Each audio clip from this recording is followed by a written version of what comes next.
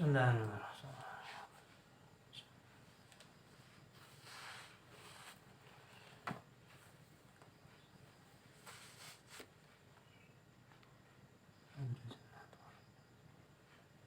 Al-Fatihah. A'udzu billahi minasyaitonir rajim. Bismillahirrahmanirrahim. Alhamdulillahirabbil alamin arrahmanir rahim maliki yaumiddin. Iyyaka na'budu wa iyyaka nasta'in ihdinas siratal mustaqim siratal ladzina an'amta 'alaihim ghairil maghdubi 'alaihim waladdallin. Amin. Bismillahirrahmanirrahim. Kitabut Thaharah.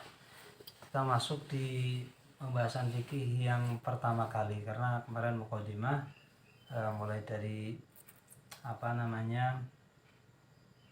mukadimah dari Syekh Habib Zain bin Smith, gurunya Habib Hasan, penulis kitab ini, dan kemudian menceritakan secara ringkas sejarah Imam Syafi'i, kemudian penjelasan tentang kitab-kitab yang ada di Imam Syafi'i, kemudian ashab Syafi'i, imam-imam yang menjadi penguat atau ulama-ulama yang ada di Imam Syafi'i dan apa saja karangan beliau, mereka sudah kita bahas, dan sekarang kita baru masuk ke fikihnya. Pertama itu Kitabut Thaharah, kitab tentang bersuci. Ini naik lagi nih, udah 4 orang tadi sampai hampir 200 orang ya yang nonton. Bismillahirrahmanirrahim. Kitabut Thaharah, ta'rifut Thaharah lughatan. Ini Thaharah atau bersuci secara bahasa adalah an-nadhafatu wal khulusu minal adnasi al-hissiyah. Itu bersuci atau membersihkan, ya, bersih atau terhindar atau menghindarkan dari kotoran-kotoran yang kasat mata, kotoran-kotoran yang zahir, seperti taharati 'anil hadatsy wal khabath, seperti bersuci dari hadas dan najis. Wal ma'nawiyah, adapun maksudnya suci atau bersih dari yang hissiyah, dari yang kasat mata, dari yang zahir, wal ma'nawiyah, dan juga bersuci dari hal yang ma'nawi. Kataharati 'anil amrad al-qalbiyah, seperti suci dari atau mensucikan diri dari penyakit-penyakit hati, seperti ujub itu bangga terhadap diri sendiri atau merasa, ya, merasa bisa bukan bisa merasa, itu ujub. Kalau kibr, sombong. Jadi ya itu urut-urutannya, ujub merasa diri sendiri bisa, kemudian heran sama ujub itu kan dari kata ajib itu heran sama diri sendiri. Ya kalau heran tanda kutip dalam arti heran, ya Allah kok bisa ya aku ini tadinya tidak ada menjadi ada, kemudian tadinya saya nggak bawa apa-apa, telanjang bulat, tidak bisa apa-apa, tahu-tahu sekarang udah bisa makan, bisa cari makan juga, bisa punya istri, istri bisa punya suami, bisa hidup sehat, bisa punya temen, bisa nyari relasi, punya orang-orang yang mencintai dan dicintai. Kok bisa ya? Kok hebat banget Allah. Nah itu beda, bukan ujub, itu namanya tadabbur. Dan itu sangat penting karena dalam hadis disebutkan man 'arafa nafsahu faqad 'arafa rabbahu. Barang siapa yang mengenal dirinya, maka sesungguhnya ia telah mengenal Tuhannya. Nah, mengapa mengenal dirinya dianggap mengenal Tuhannya? Karena dirinya adalah satu perwakilan dari ciptaannya. Jadi untuk mengenal Allah adalah dengan cara mengenal ciptaannya. Nih makanya tadabbur atau mengenal diri sendiri atau muhasabatun nafsi itu bukan ujub. Al-kibir dan sombong itu kalau definisi yang tepat tidak mau menerima kebaikan, sehingga selain dirinya dianggap rendah, tangannya rendah, temannya rendah, orang lain rendah, dirinya hebat. Padahal sesungguhnya sebisa apapun kita melakukan sesuatu, hakikatnya kita tidak bisa apa-apa, karena kita hanya dibisakan oleh Allah Subhanahu wa ta'ala. Wal hasad, kemudian iri, iri lihat orang lain. Iri itu artinya ingin kenikmatan orang lain itu sirna, itu iri. Kita menginginkan terjadinya penderitaan orang lain, itu iri ya. Makanya kesannya menyebut-nyebutkan, tapi padahal dia menginginkan orang lain itu hilang nikmatnya. Dan ditambah lagi orang lain hilang nikmatnya berpindah kepada dia gitu. Itu namanya iri. Makanya kalau iri terhadap kebaikan itu tidak seperti itu. Tapi saya ingin seperti dia tanpa mengurangi kenikmatan dia. Nah, itu bukan iri namanya. Itu namanya termotivasi atau terinspirasi dari kenikmatan orang lain diberi sukses, orang lain diberi sesuatu yang berharga, kemudian kita terinspirasi, kita ingin meniru mereka. Nah, itu namanya bukan iri, karena kita tidak menginginkan hilangnya kenikmatan orang lain. Itu malah bagus, kenikmatan orang lain menjadi motivasi untuk kita. Waria dan ria, ingin dipuji orang lain ya, pamer, atau bahasa orang sekarang flexing gitu, memamerkan kepemilikan, narsis. Bismillahirrahmanirrahim, sambil ngopi ya.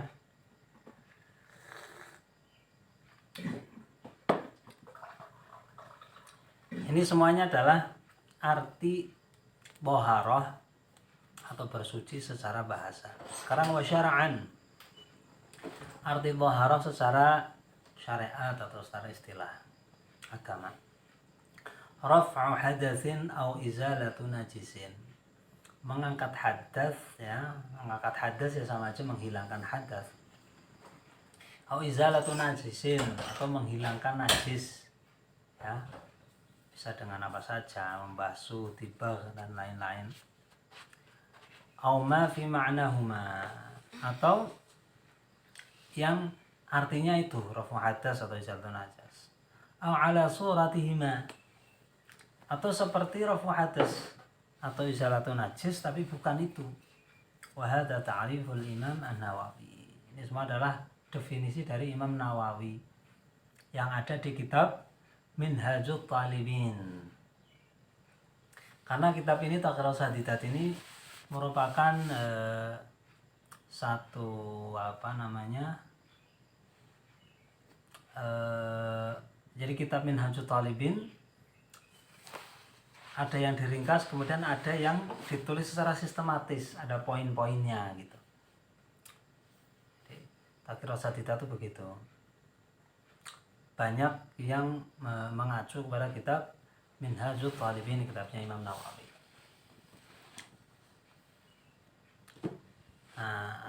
Wasyarut ta'rif ya, penjelasan dari definisi itu ya. Jadi secara syariat apa itu thaharah? Menghilangkan hadas atau menghilangkan najis, atau yang serupa, yang yang mempunyai arti dari keduanya, yaitu menghilangkan hadas dan menghilangkan najis, atau dalam bentuk keduanya. Ya. Jadi menghilangkan hadas dan najis, atau yang semakna dengannya, atau yang bentuknya pekerjaannya sama dengannya. Artinya dengan menghilangkan najis dan menghilangkan hadas tadi. Sekarang penjelasannya. Apa yang dimaksud dengan raf'u hadatsin? Mengangkat hadas atau menghilangkan hadas. Yaitu seperti kalau wudu wal ghusl. Seperti wudu dan mandi. Mandi junub ya. Yang kedua, izalatun najisin, menghilangkan najis. Contohnya seperti apa? Kalistinja bil ma'i wa ghusli tsaubi al mutanajjisi. Ya, seperti membasuh najis, di lantai ada najis, kita basuh, itu namanya izalatun najasa. Atau mencuci baju yang kena najis, itu juga izalatun najasa. Atau cebok, mohon maaf ya, cebok, istinja, itu juga namanya izalatun najasa. Itu juga namanya toharoh, bersuci. Terus yang ketiga, ma fi ma'na raf'il hadathi, yang dimaksud dengan yang atau dalam arti keduanya. Maksudnya dalam arti keduanya apa? Katayamumi, seperti tayamum. Tayamum itu hakikatnya tidak dia kan fungsinya hanya memperbolehkan sholat atau untuk baca Quran atau yang lain-lain, hanya untuk memperbolehkan, karena dalam kondisi tertentu secara terpaksa tidak bisa wudhu dengan yang standar ya, karena bersuci yang standar itu kan dengan air, lah ini dengan debu, dan dengan debunya itu juga bukan dengan debu anggota wudhu itu didebuin semua, ini udah rambut didebuin, itu enggak, semacam hanya simbol saja, bahkan seolah-olah itu tidak terkena debu kecuali dilihat menggunakan mikroskop. Nah, inilah ibadah kepada Allah itu begitu. Nah, itu artinya dia memang bersuci dari hadas, tapi di dalam maknanya saja, bukan secara hakikat, karena dia tidak bisa sewaktu-waktu orang itu bertayamum. Bertayamum itu hanya dalam kondisi-kondisi tertentu, sehingga dia tidak bisa diartikan rafu hadatsin, menghilangkan hadas secara hakiki. Oh, harus di ini dulu ya, Dek.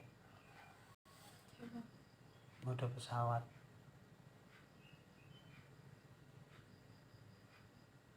Rekamannya gagal, disambung bisa nggak ya? Nah, jadi durasinya nggak tahu deh berapa tadi. Ma fi ma'na izalatin najasa. Nah, ini makna rafu hadasin, artinya bersuci yang di dalam maknanya rafu hadasin, bukan benar-benar rafu hadas, tapi maknanya rafu hadas. Itu seperti tayamum dan wudhunya sahibid darurah, wudhunya orang yang darurat. Orang darurat itu seperti pipis terus, salisil baul, orang istihadah, itu namanya darurat.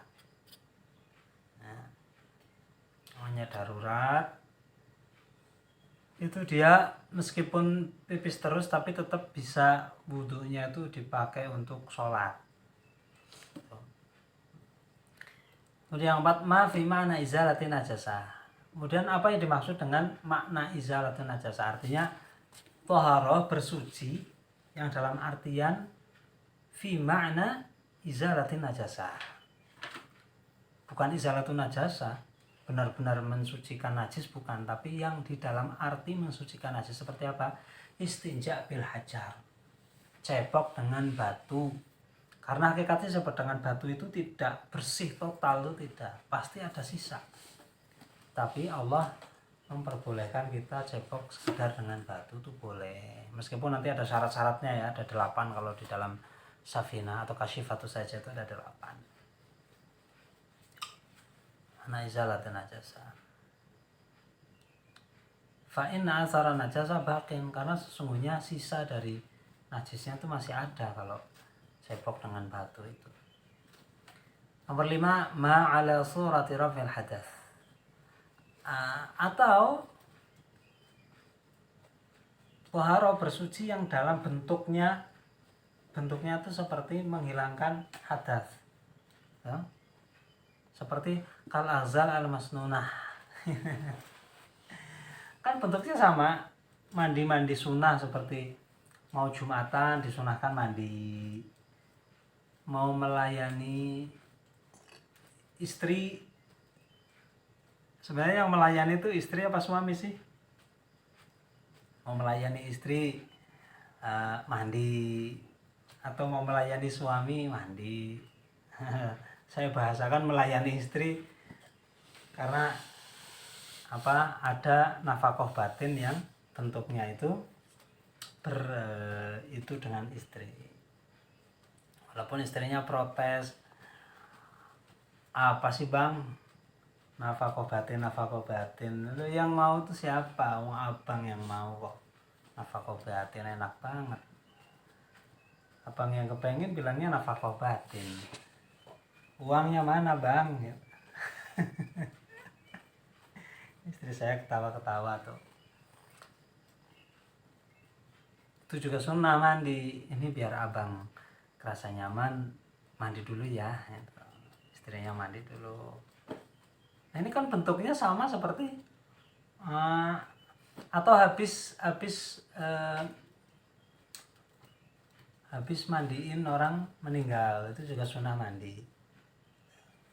Habis takziah itu juga sunnah mandi. Bentuknya sama seperti mandi besar, tapi bukan mandi besar, tapi bentuknya sama. Itu yang dimaksud dengan surati raf'il hadas, bentuknya seperti menghilangkan hadas. Itu juga termasuk toharah, meskipun hukumnya sunnah tetap namanya toharah. Atau wudhu yang diperbaharui, artinya belum batal tapi wudhu lagi, itu juga bentuknya seperti toharah, juga disebut toharah, meskipun bukan toharah karena tidak menghilangkan hadas. Wal wudhu al mujaddad, itu yang diperbaharui. Wal ghuslah ats-tsaniyah wa tsalitsah, basuhan kedua dan ketiga di dalam wudhu ya, baik di dalam membasuh tangan atau dalam membasuh muka, basuh kaki, mengusap rambut. Yang kedua dan yang ketiga itu namanya apa? Fi suratihi, itu namanya di dalam bentuknya bersuci, bentuknya toharah, tapi hakikatnya bukan toharah. Di situ ada itu ya. Saya sambil ngopi ya.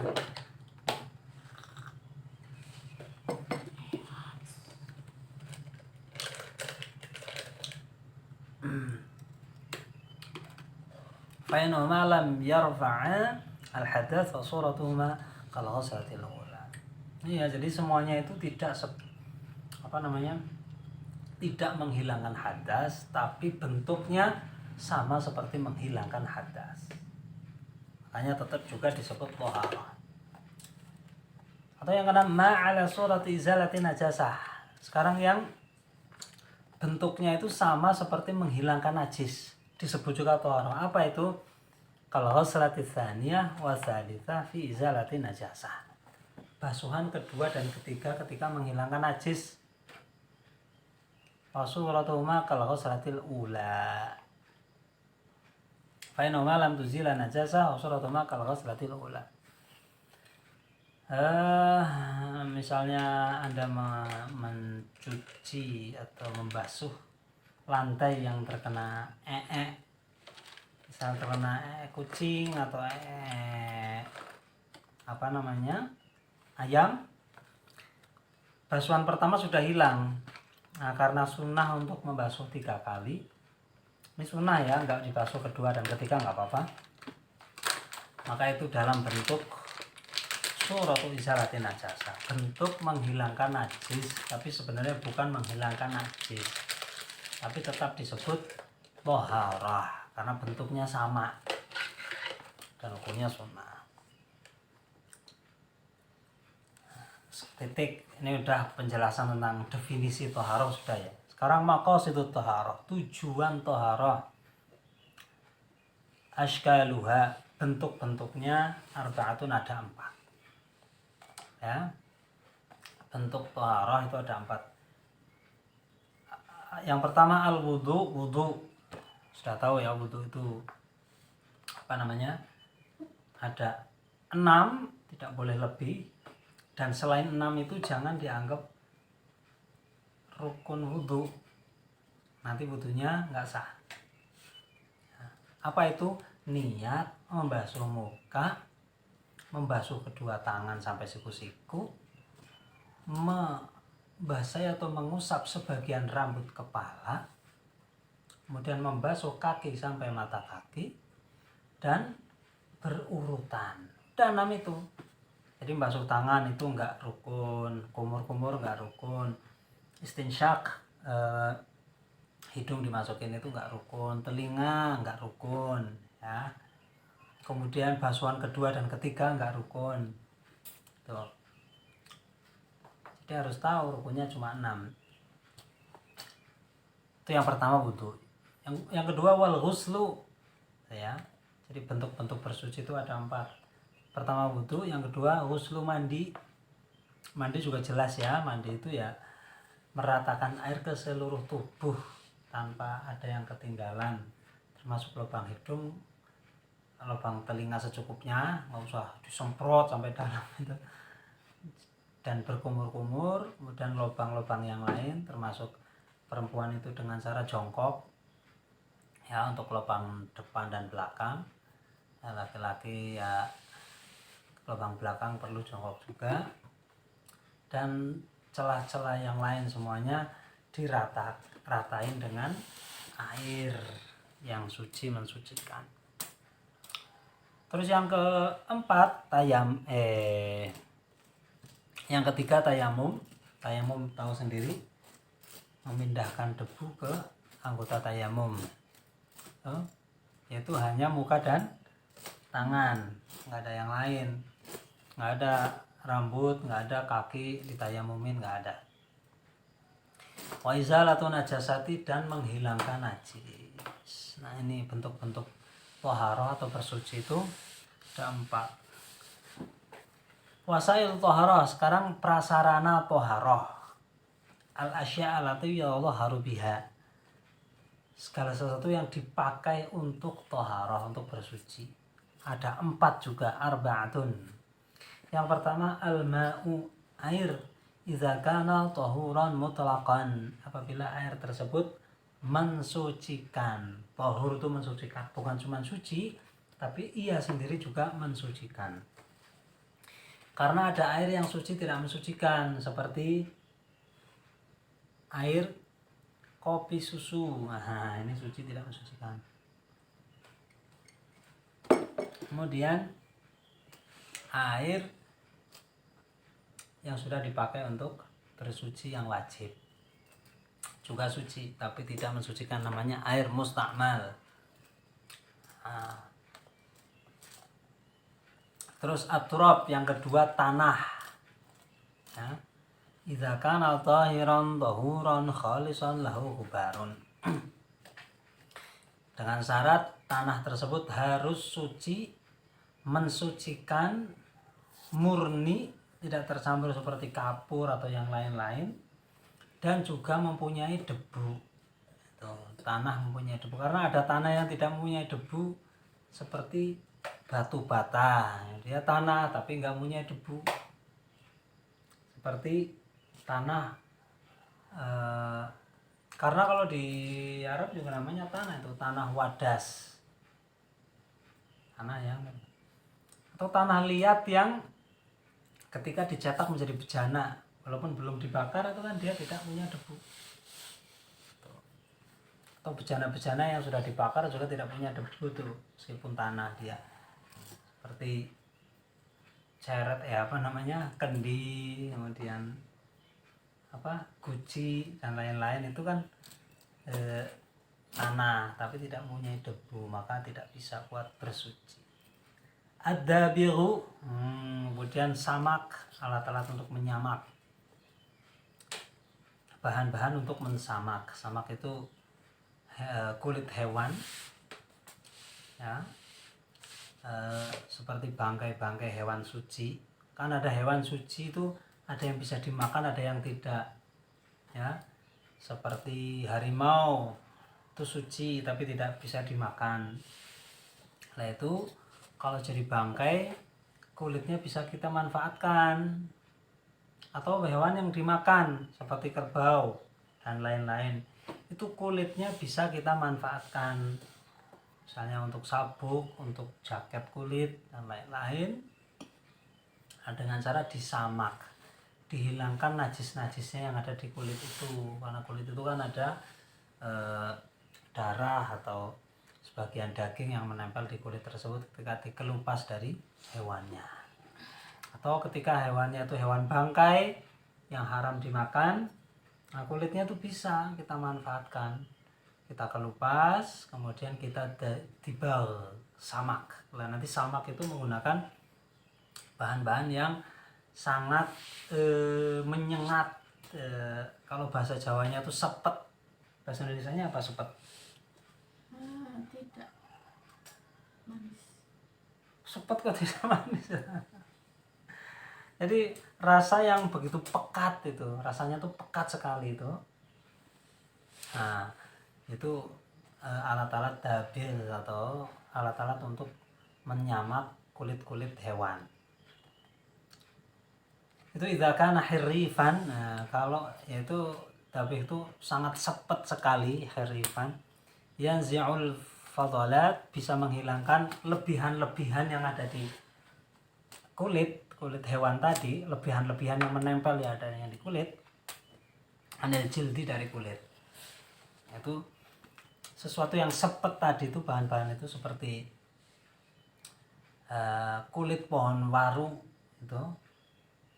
Waru itu apa Indonesianya? Pokoknya kulit pohon waru itu, dan seperti tai burung merpati. Nah, itu sepet sekali itu buat menghilangkan fudolat atau lebihan-lebihan yang menempel di kulit binatang tadi, itu bisa itu. Pernah nyobain? Pernah. Sepet banget. Dimakan? Ini jilat. Pernah sih. Maksudnya kulit pohon waru. Ya kalau merpati ya siapa yang mau nyobain lah. Masa bayangin nih pemirsa, istri saya suruh saya mencoba kotoran merpati. Ya kalau demi cinta sih. Tapi asal nggak haram saya lakukan. Tapi kan kalau kan haram itu. Karena barang najis itu tidak boleh dimakan. Jadi saya mohon maaf istriku tercinta, untuk hal itu saya belum mampu melakukan. Ya. Kemudian yang keempat, hajrul istinja, batu untuk cebok atau untuk bersuci. Idza kana qali'an jamidan tahiran ghairu muhtaramin, yaitu dengan syarat dia bisa menarik atau mengangkat kotoran. Jamidan, dia itu padat, benda padat. Benda padat itu enggak harus keras ya. Artinya enggak cair, padat itu enggak cair seperti tisu. Itu kan benda padat, bukan benda cair. Terus tahiran, harus suci, ghairu muhtaramin, bukan barang-barang yang berharga. Seperti misalnya mas kawin saya berbentuk mas batangan, ini misalnya, karena nyatanya enggak ya.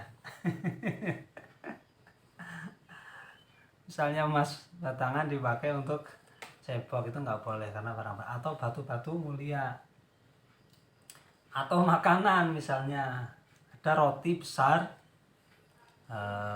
dipakai untuk jabok itu nggak boleh karena muhtaram. Nah itu tadi adalah alat-alat sebagai prasarana bersuci. Nah sekarang prasarannya atau alat-alatnya alat-alat, prasarananya prasarana. Wasailul wasail ithnani, ada dua. Yang pertama al-ijtihadu, ijtihad, meneliti. Ijtihad itu artinya meneliti. Wal awani, dan wadah. Meneliti itu contohnya seperti apakah ini sudah masuk waktu zuhur atau belum. Itu namanya meneliti, ijtihad. Meneliti itu contohnya seperti ini benar-benar nggak ada air apa enggak. Dia memandang ke sana, mencari ke situ, datang ke sana, bertanya ke situ. Sudah berusaha mencari-cari, tidak ada air. Ya, maka dia bersuci dengan debu atau dengan tanah yang ada debunya. Itu yang dimaksud dengan syarat pertama atau wasailul wasail, itu ijtihad. Kemudian awani, nyari wadah seperti ciduk, ember atau yang lain-lain, wadah air. Karena semuanya itu ada pembahasannya. Qala ba'duhum fi dzalik wasailu taharati turbu kama bitabihin wa hajrus tinja awama wa hajarus tinja bitabihin wa hajarus tinja wama wasailul wasailil awani wal ijtihadu fazaman nathani. Ulang ya. Wasailu taharati turbu kama bitabighin wa hajarus tinja wama wasailul wasailil awani wal ijtihadu fazaman nathani wasailul wasailil awani wal ijtihadu fazaman nathani. Itu diringkas dalam sebuah nazam, sebuah syair. Itu semua tadi penjelasannya. Sekian, semoga bermanfaat dan barokah untuk kita semua. Tetaplah istiqomah untuk belajar agama supaya Allah semakin mencintai kita dan menghendaki kebaikan buat kita. Ya, kita selalu mendapatkan taufik dan hidayah dari Allah Subhanahu wa taala. Wallahu a'lam.